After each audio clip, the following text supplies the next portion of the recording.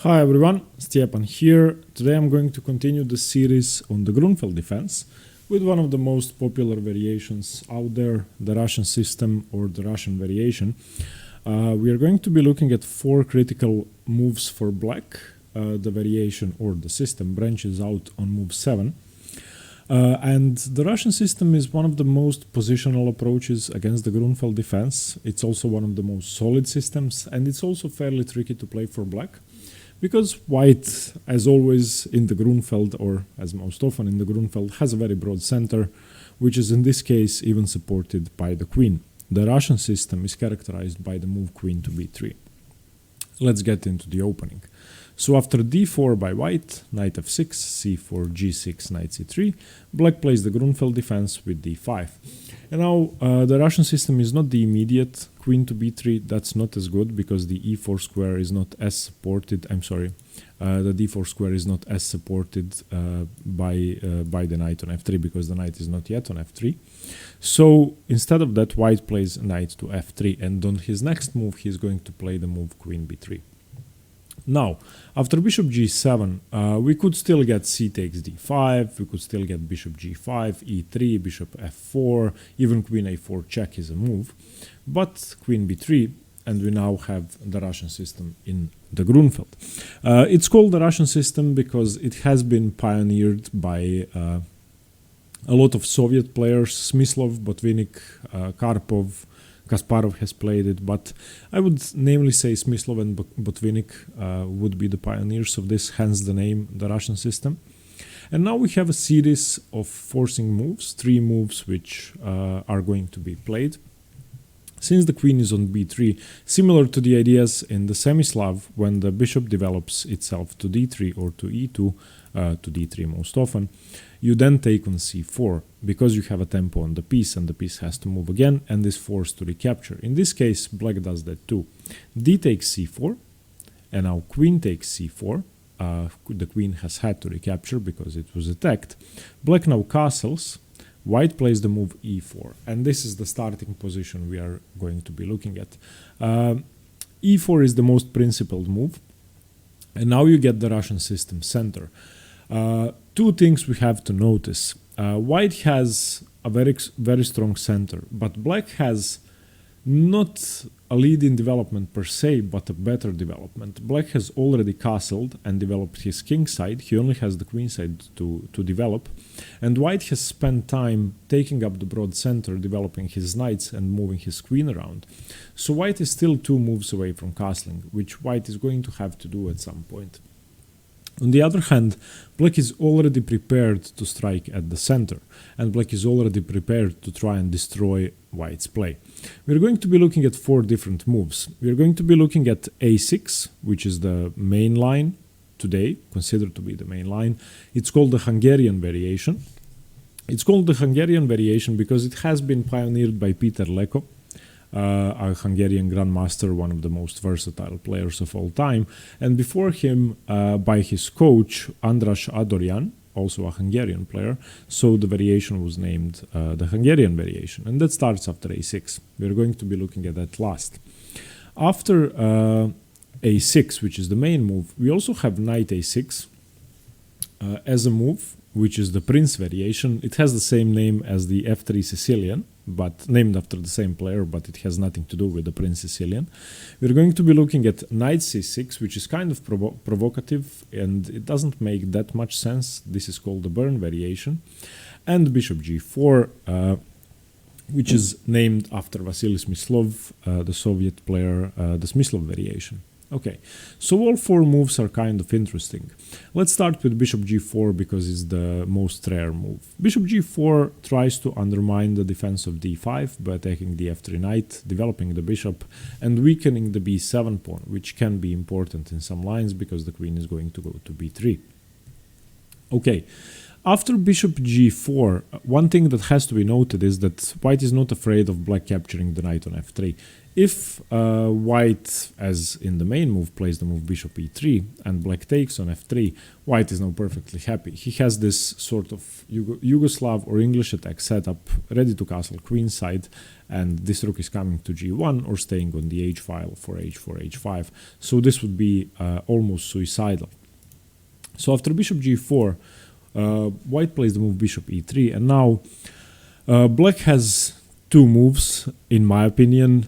Only one move is ever played, and the move played is knight f to d7, opening up the bishop and preparing to transfer the knight to b6 to defend the b7 pawn. So after queen b3, knight to b7.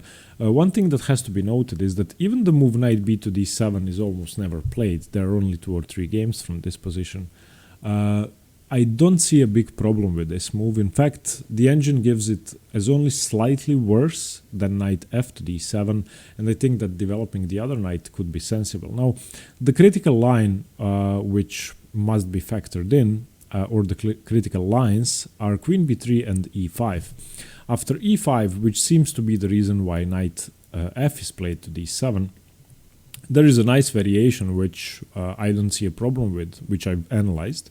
Knight b6, and now once the queen moves to b3, if the queen moves away from this diagonal, then any knight into d5 is fine. But after queen b3, black now has the move bishop e6, and after queen a3, which should be the best move, knight f to d5, and I want to have black here.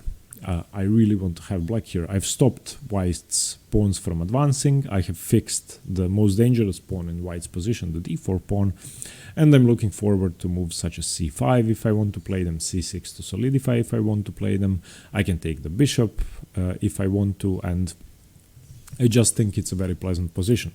But the main move is knight f to d7, and let's just look briefly after knight b d7 at the move queen b3. Queen b3 attacks the pawn, but now there's this tricky line with c5, and I really think that taking on b7 isn't good. Let's just turn on the engine for that one. If queen takes b7, you can, first of all, you can win the b2 pawn, but you could also probably take on f3 and be slightly better as black, and now play rook b8. So taking is not advisable. So after queen b3 c5, d takes c5 should be played, and now a move such as queen a5. And once again, I would prefer to have black here. The white king is still in the center. Now in some positions I am threatening to take on f3. At the moment I'm threatening 2 pawns, knight c5 is a threat, and knight e4 is a threat. And if white makes a mistake, let's say white plays, I don't know, bishop e2, the knight e4 is triple pressure on the knight. Let's say white castles, and I really would like to have the black pieces here. I really like this position for black. So after the move bishop g4, which is considered to be a sideline, this Smyslov variation, but I think is really nice for black, white is going to play the move bishop e3, and I would seriously consider putting my b knight to d7, even though e5 is coming, because I have this line with knight b6, bishop e6. I really like that for black. But as I said, the main line is knight f to d7, queen b3, knight b6, transferring the knight to b6, and now we are going to get these Grünfeld knights on b6 and c6, also called Hungarian Defense knights. Rook d1 reinforcing the center, and now you can see that the bishop is open. I guess that the move knight f6 makes sense because you get your bishop to be more active. Knight c6, d5, knight e5. For the moment the knight is pinned. Bishop e2 unpins, and now knight f3, gf3, bishop h5. And this is the main line of the Smyslov variation, in which the white rook is coming to g1. The bishop on h5 is useful because it stops h4, h5. White still has a strong center, f3, e4, d5, but c6, e6 all could be played later on in the game. In fact, after something like rook g1, black's best move is queen c8, not only looking at h3 because that isn't as useful at the moment, but preparing the move c6. So after something like rook g3, c6, undermining the structure, a4, knight d7, moving in anticipation of the a5 pawn, a5, and well, an equal imbalanced position in which both sides definitely have chances. Both sides have the bishop pair. I would say that black's bishop pair is slightly more active. black has a weakness to exploit on e5, black has a weakness to exploit on d6, c5 is not particularly strong. If black can manage to push through c5, b6, pawn takes, a takes, the rook is active and black has a potential to create a passed pawn. So if I would have to choose, I would choose black in this position. And that's why I think that against the main position in the Russian variation, the Smyslov with bishop g4 is one of the best, if not the best attempts. I really like the positions for black. Okay, now let's look at the move knight c6. Knight c6, the Byrne variation, is counterintuitive. It does put pressure on the center, but one question you need to ask yourself, and that sort of could be a problem if you don't know what you're doing, is the move d5, after which you simply play the move knight a5. And you attack the queen.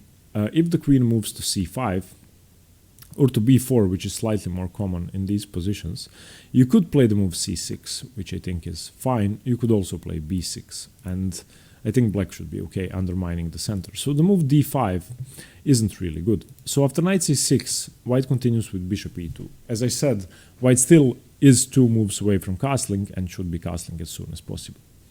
Bishop g4 now, and we get fairly similar positions to the bishop g4 line, but now d5 is played instead of later on. So after d5, you now play knight a5 because knight e5 is impossible, just knight takes e5.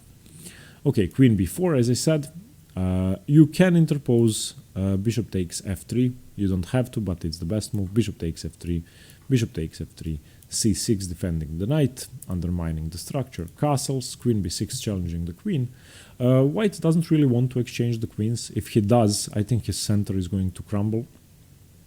So queen a4, knight d7, coming into c5, rook d1, rook fd8, g3, making room for the bishop to transfer itself to any diagonal if need be. h5, trying to stop h4, h5, and also trying to start an attack with h4 himself. Bishop e2. Knight c5, now attacking the queen, queen c2, and now queen b4. Who is better in this position? It's hard to say. I think that the a5 knight is definitely misplaced. There are some ideas with a3, b4 if black isn't careful. In this position it's not possible, of course, because the knight is still loose and pinned to the rook. But white should be slightly more active, although white should be slightly more active, but I think that black's king is slightly safer. So imbalanced but equal once again.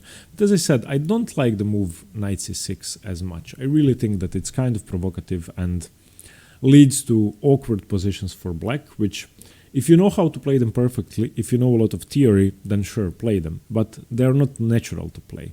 I think that the move bishop g4 is way more natural. And that the fact that the g-file is open in bishop g4 lines doesn't really matter. Get the rook to g1, but it's still biting on granite on g6. Okay, and the move knight a6, the Prins Variation, is trickier than bishop g4, but makes more sense than knight c6. Now d5 doesn't make any sense, you cannot chase the knight away, so bishop e2. And now the point of knight a6, you play c5. After c5, you should play d5 with white. d5 is the best move. Now let me just show you why this move is something that I like against the Russian system, knight a6 and c5, because some people are going to be tempted to take on c5, and if you take on c5, then the move bishop e6 is very hard to meet. Queen b5, now you continue with rook c8, you don't care about your pawns.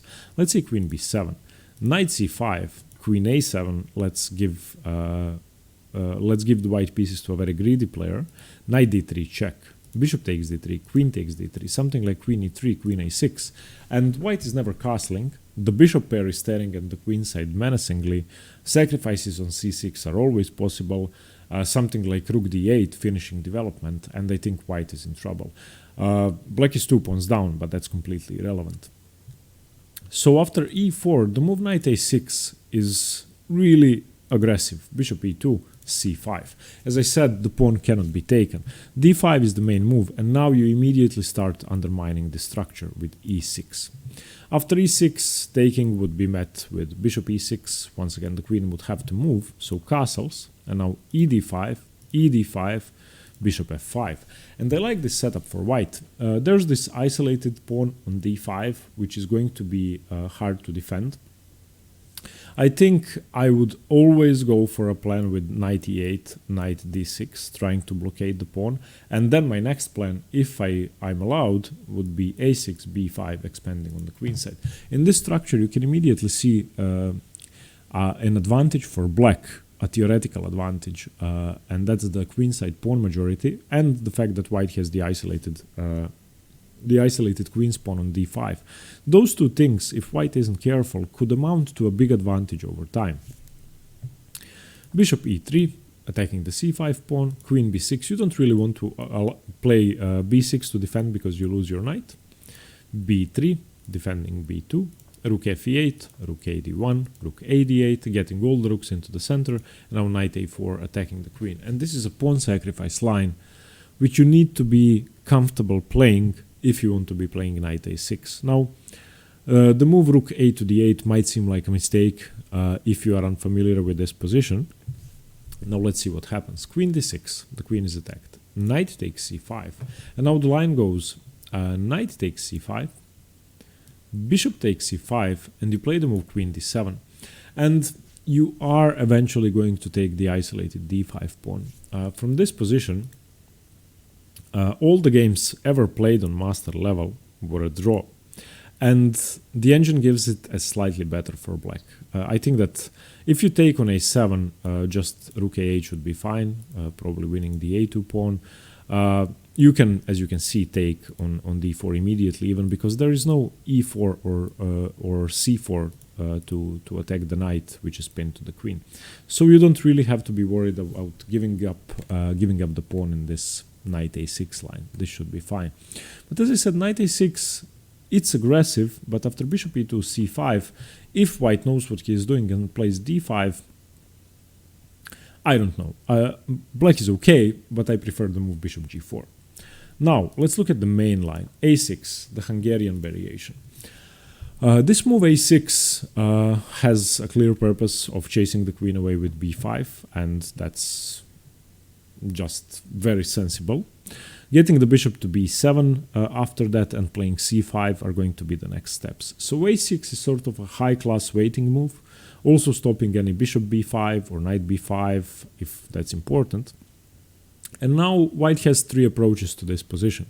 The first one is simply retreating the queen in anticipation of the b5 tempo. b5, e5. And now knight f to d7. You want to support c5. e6 is the main move. The problem with e5 is 6. And now this line is similar to what we are going to see in the e5 line, they transpose. F takes e6, and now white can take, as we are going to see in the other line, but the main move is bishop e3, developing before that. Knight f6, defending the pawn, and now a4. And white plays energetically, trying to undermine the queen side. For the moment, this is a threat because the rook is loose. So I think that white is slightly more comfortable here. Now, if you start after a6 with e5, we get to the same position. e5, a tempo on the queen with b5, queen b3, knight f d7, and once again e6, f e6. You have to take, as black, you cannot allow something like e takes f7. And now let's look at queen takes e6, which is less good. Queen takes e6 check, king h8, queen e4, moving away in anticipation of the knight moving and also attacking the rook. Knight b6 defending the rook and opening up the bishop. Queen h4. And this, according to the engines and according to theory, is a draw, and that's why queen takes e6 is not popular. If you look at the material situation, both sides have 6 pawns. White still has to castle his king, and it's pretty risky to leave it in the center for the moment. The d4 pawn is loose as well. Knight c6 by black, attacking d4. Bishop h6, stopping knight takes d4 because the rook would be hanging on f8. So e5. putting extra pressure on d4, and now bishop takes g7, king takes g7, queen takes d8, king takes d8, d5, rook e8, and you basically have a draw on the highest levels. And this is why nobody on the highest levels takes on e6 with the queen. So after f takes e6, bishop e3 is the move for white. Knight f6 defending the pawn now, a4, and the main move here, of course, you don't want to allow your pawn to be lost, so ba4, rook a4, knight d5, bishop c4 attacking the knight, and now c6 defending. And this being the main sideline in the Hungarian variation, I think white should play that instead of the main line. I kind of hate black's pawn structure. For the moment, white has 5 pawns, black has 6 pawns, but one of these is going to be lost, and it's really hard to keep those pawns. Now, it should be equal according to theory, and with correct play, black should be equal and fine. You have a great bishop on g7, you have an isolated pawn on d4, which is a target. All of your pawns are defended for the moment, but try developing your knight. I mean, it's really hard. Try developing your bishop. I don't like these pieces. I don't like the c8 bishop in particular. The bishop has absolutely no scope. You develop the knight, you lose the pawn. You take anything here, you open up this very dangerous battery. So you can never hope of moving this knight away. And I like white. I like white's chances here. Okay, and the main move after a6 is not queen b3 or e5. It's simply bishop e2. And the move bishop e2 is way more sensible, but it leads to positions which are easier for black to play than the ones we just saw. Now black has the same plan. a6 was played with a purpose, a6 b5. So b5, queen b3. And now the difference is that you have time to play the move c5. e5 hasn't been played, as in the two previous variations. c5. White should take, of course. Any d5 can be met with c4, 3-2 pawn majority. So dc5. Now there are two moves, bishop b7 and bishop e6. I kind of prefer the move bishop b7, which is a sideline. And this is what's most likely to happen on the board if you play against the Russian system. So here is where you are going to have to choose your move. After dc5, either bishop e6 or bishop b7. Bishop b7 castles, knight takes e4. Now white has 6 pawns, black has 6 pawns. White has this passed pawn on c4, but it's not really going anywhere with this bishop and with this knight. You have to take on e4 though. Bishop e4, bishop g5, knight c6 developing, queen e3 attacking the bishop, queen d5 defending, rook a1, queen e6, bishop h6, and now the main move is bishop c2, which I don't really like that much. The point is that after rook d2, you take the queen, you isolate black's pawn. Of course, if black doesn't do anything, you are going to just take. So if white doesn't do anything, so this can also happen. Takes, and now rook d2. In which case, I think white should also be fine. The bishop is coming here and staring at this pawn, so we are going to have a strong blockader on the d5 pawn. But after rook d2, we get this exchange, bishop takes e3, bishop f5, and once again, a passed pawn for black on c4, but easily blockaded at the moment as well. And it's not that easy to remove the blockade. It's not that easy to defend with b4, and your queenside pawns are loose, and black's bishops are staring at the queenside, and black has much better bishops. That's why I like the move bishop b7. Now, the main move is bishop e6, gaining a tempo on the queen, queen c2, and now knight bd7 developing, attacking the c5 pawn, bishop e3 defending, rook c8, attacking the c5 pawn again, and now rook d1 indirectly defending it again because the knight cannot move. And now b4 is the move, the main move, and now we get a long theoretical line. This is the most theoretical variation in the Russian system, which if you're going to play the Russian system with white, you have to know. If you're going to play the Grünfeld with black, unfortunately, you have to know b4, knight d5, and now bishop takes d5, e takes d5, knight takes c5. You might be wondering, well, isn't the knight loose? If bishop takes c5, then queen a5 wins the bishop and threatens to win the queen. So that wouldn't work. So after knight takes c5, white doesn't capture the knight, of course. The material is equal. So he castles. Now knight c e4. Bishop takes c5 was actually a threat now. Queen d3. Queen d6, stopping the d pawn from ever moving.